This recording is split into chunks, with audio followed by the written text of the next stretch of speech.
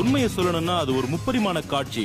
எல்லாருக்கும் அது நல்ல அனுபவமா விளங்கும். அந்த கணத்துல அதுதான் நிஜங்கிற மாதிரி உங்ககிட்ட ஏற்கனவே அது இருக்குங்கிற உணர்வால நமக்கு எதுக்கு புது காரணம் நீங்க வியக்கிற அளவுக்கு தத்ரூபமா அது அமையும். அகக்காட்சி படைப்போ எண்ணங்களோ மட்டும் இல்ல, உணர்வு தான் உண்மையிலேயே ஈர்ப்பை உண்டாக்குது. இப்படித்தான் நிறைய பேர் நான் நன்னம்பிக்கை காட்சிகளை சிந்திச்சாலோ இல்ல எனக்கு வேணுங்கிறத அந்த காட்சியில படைச்சாலோ போதும்னு நினைக்கிறாங்க. ஆனா அப்படி செஞ்ச பிறகு அபரிமிதமா இருக்கிறதாவோ அன்புடனோ மகிழ்ச்சியுடனோ இருக்கிறதாவோ நீங்க உணரலன்னா என்ன பொறுத்த வரைக்கும் அது ஈர்ப்பு சக்தியை உண்டாக்காதுன்னு தான் நான் சொல்லுவேன். இந்த இடத்துலதான் ரகசியம் உண்மையிலேயே செயல்பட ஆரம்பிக்குது. அந்த காருக்குள்ள உண்மையாவே நாம இருக்கோங்கிற உணர்வு நிலையில நீங்க உங்களையே ஈர்த்துக்கிறீங்க. எனக்கு அந்த கார் கிடைச்சா எவ்வளவு நல்லா இருக்கும்னோ அதுக்கு என்னால சொந்தக்காரனா ஆக முடியுமான்னு நீங்க நினைக்க கூடாது. ஏன்னா அது உணர்வோட தொடர்புடையது. அது இந்த கணத்துல இல்ல, அது வருங்காலத்துல இருக்கு. அந்த உணர்வுலயே நீங்க நிலைச்சிருந்தா அது எப்பவும் வருங்காலத்துல தான் இருக்கும். சந்தோஷத்தை அனுபவிங்க, மகிழ்ச்சியை கொண்டாடுங்க. அந்த இருட்டு அறைக்குள்ள அது முட்டாள்தனமா கூட தோணலாம். நல்ல உற்சாகமா அதை செயல்படுத்துங்க, தயங்காம செய்யுங்க. நிறைய பேரு தயக்கத்தோட நான் இதை செய்யணுமான்னு கேட்பாங்க. மாற்றம் வேணும்னா இதை செஞ்சுதானே ஆகணும்.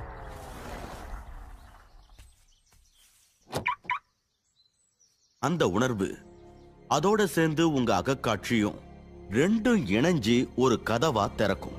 அது வழியா பிரபஞ்சத்தோட அந்த சக்தி தன்னைத்தானே வெளிப்படுத்திக்கும். அந்த சக்தி என்னவென்று என்னால் கூற முடியாது, ஆனால் அது இருக்கிறது என்பதை மட்டும் நான் அறிவேன். எப்படின்னு கண்டுபிடிக்கிறது நம்மளோட வேலை இல்ல. எதுங்கிறதுல காட்டப்படுற நம்பிக்கை மற்றும் அர்ப்பணிப்பு மூலமா எப்படிங்கிறது வெளிப்படும். எப்படிங்கிறது பிரபஞ்சத்தோட அதிகார எல்லைக்குட்பட்டது. உங்களோட கனவை நீங்க சுருக்கமாவும் விரைவாவும் இணக்கமாவும் சென்றடையக்கூடிய வழிய பிரபஞ்சம் நல்லா தெரிஞ்சு வச்சிருக்கோம். நீங்க பிரபஞ்சத்துக்கிட்ட ஒரு விஷயத்தை ஒப்படைச்சிட்டா அது உங்ககிட்ட கொண்டு வந்து சேர்க்கப்படும் விதத்தை பார்த்து கண்டிப்பா ஆச்சரியமும் திகைப்பும் அடைவீங்க. இங்கதான் மாயாஜாலங்களும் அற்புதங்களும் நடக்குது. இதை நீங்க தினமும் செய்யணும்னு நினைக்கிறதுல எந்த தப்பும் இல்ல. ஆனா அது ஒரு சடங்கா சலிப்பூட்டும் வேலையா உங்களுக்கு ஆகிடக்கூடாது.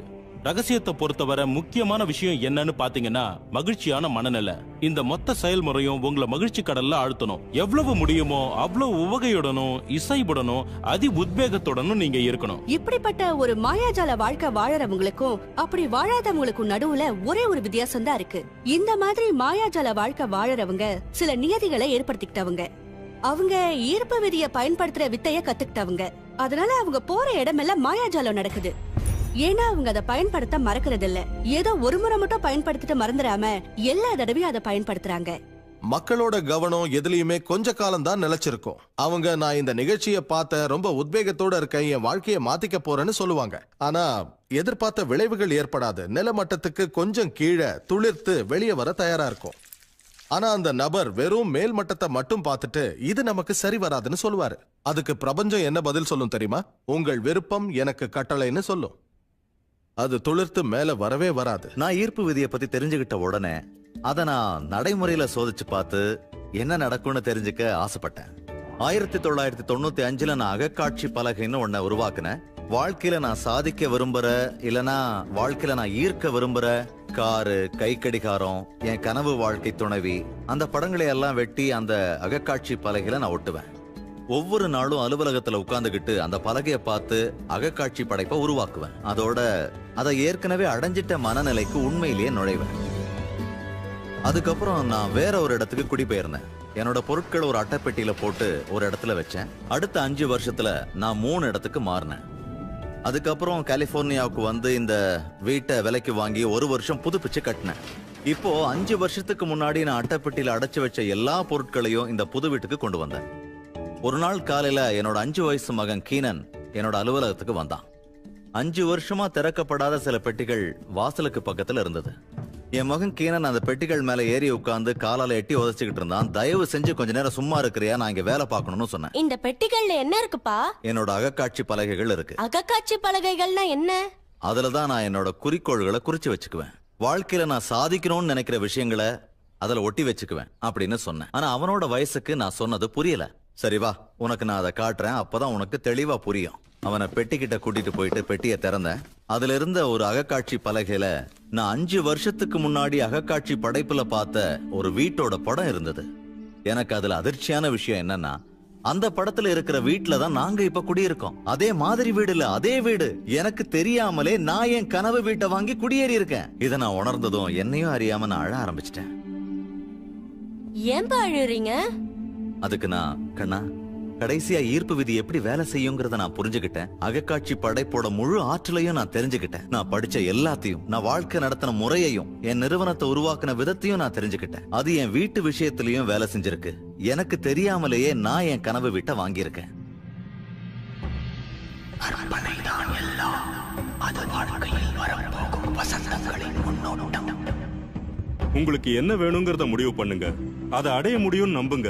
நீங்க அதுக்கு தகுதியானவர் தான். அதை உங்களால பெற முடியும்னு நம்புங்க. அதுக்கப்புறம் ஒவ்வொரு நாளும் கண்களை நல்லா மூடிக்கிட்டு அகக்காட்சியில அதை அடைஞ்சிட்டா மாதிரி கற்பனை பண்ணி பாருங்க. அது ஏற்கனவே சொந்தமாயிட்டா மாதிரி உணருங்க. அதுக்கப்புறம் அதுல இருந்து வெளியே வந்து நீங்க நன்றி உணர்தலோட இருக்கிற விஷயங்கள் மேல சந்தோஷமா உங்க கவனத்தை செலுத்துங்க. அதுக்கப்புறம் உங்க வேலையை பார்க்க ஆரம்பிக்கிறதுக்கு முன்னாடி அதை பிரபஞ்சத்தோட பொறுப்புல விட்டுருங்க. அது அதை மறுபடியும் கொண்டு வந்து உங்ககிட்ட சேர்க்கும்னு நம்புங்க.